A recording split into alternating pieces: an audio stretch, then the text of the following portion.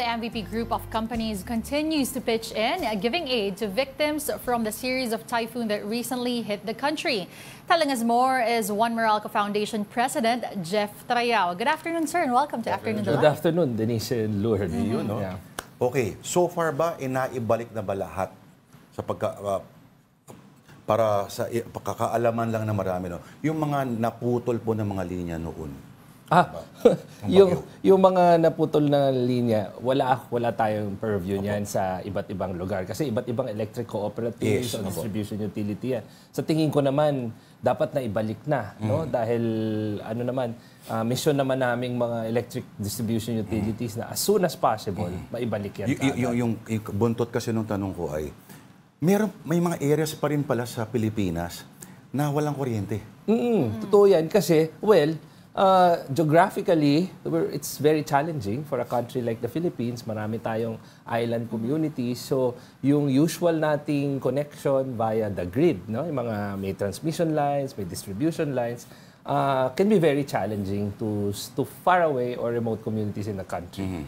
Kaya kami sa One Meralco Foundation, ever since we reorganized the foundation in 2011, our focus is really providing solar power electrification to public schools, health centers, agriculture and livelihood facilities, even for water access facilities. Itong last three, no?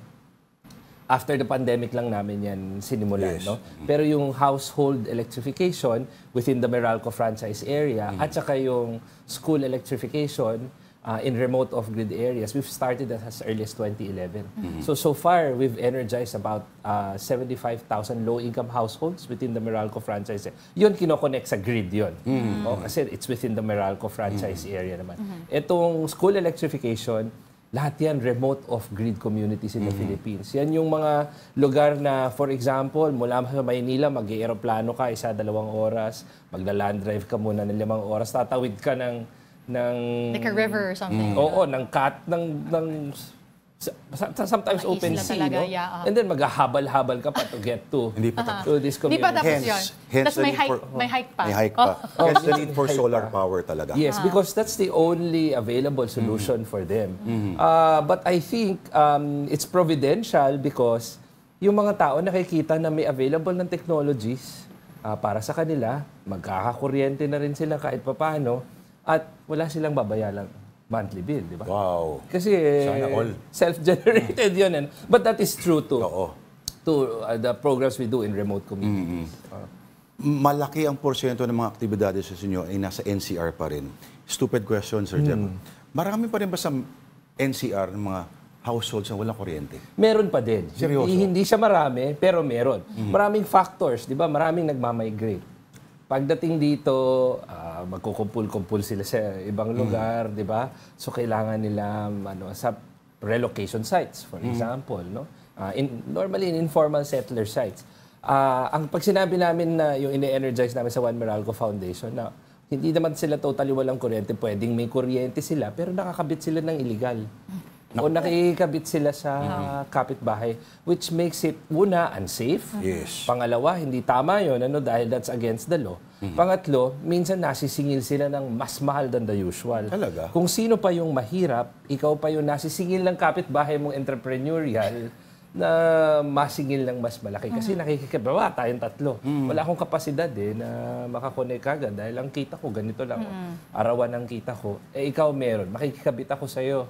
Sisingilin ka ni Meralco ng regular rate nila. Pero dahil nakikikabit ako sa'yo, singilan mo ako ng mas malaki. Nagka-idea ako, Sir Jeff. Buti salamat. Buti sinabi mo yan. Gagawin mo na Pero, okay, Sir Jeff, let's talk about Meralco Foundation and how it's helped our fellow Filipinos, especially nito pong sunod-sunod yung naging bagyo, no? What has the response been like? Very unfortunate. Kahit nasabihin sanay na tayo na maraming bagyo, marami talagang naapektuhan. So, kami sa One Meralco Foundation, usually we preposition relief goods, no? So, ginawa natin yan sa iba't ibang lugar na dinaanan ng bagyo, sa Albay, sa Camarines Sur, sa Quezon, Batangas, Laguna, Rizal, Bulacan, for example. At tumugon tayo sa pangangailangan ng mga kababayan nating na-evacuate, no? in certain occasions, si Meralco, kasama ang One Meralco Foundation, pag tinawag yan ng Department of Education, ng Department of Energy, para tumulong sa power restoration, ginagawa din natin yon. Speaking of DOE, anniversary pala nila ngayon, ha? O, happy anniversary. Okay. Pag dumadating, halimbawa, nakikita nila yung sasakyan ng One Meralco Foundation, ano yung instantly na pumapasok sa isip ng mga communities na dumadating? Uy, may dala silang blank, blank, blank. Yes. Alam mo, yan ang normal namin nakikita. Yung medyo nag-glow yung mukha, no? Halimbawa, tawag dito, especially doon sa mga nawala ng kuryente talaga after ng bagyo, na dumadaan yung malalaking truck ng Meralco. Siyempre, nagkakaroon sila ng konting pag-asa. Ay, sa wakas, maibabalik na yung kuryente. Pag naman nakikita nila yung mga solar panels na bit-bit ng mga kasamahan namin sa One Meralco Foundation na pumupunta sa mga liblib na lugar, unang nagtataka, ano yung dala-dala nilang yun? Kasi bago di ba?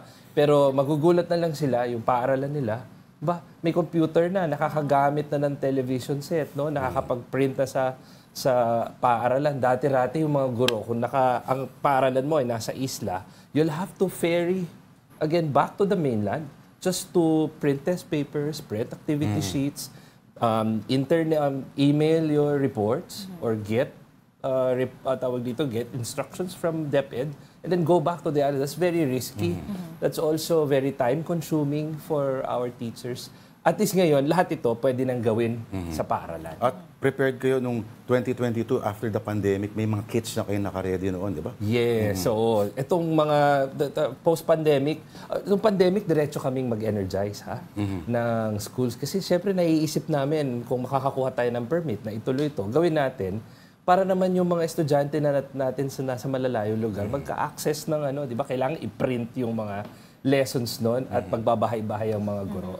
So para makatulong lamang doon, ginawa natin yun noong pandemic. Sir Jeff, okay, wala na tayong oras pero nagpapasalamat kami at sa lahat ng gustong makita yung liwanag ng buhay, ika nga.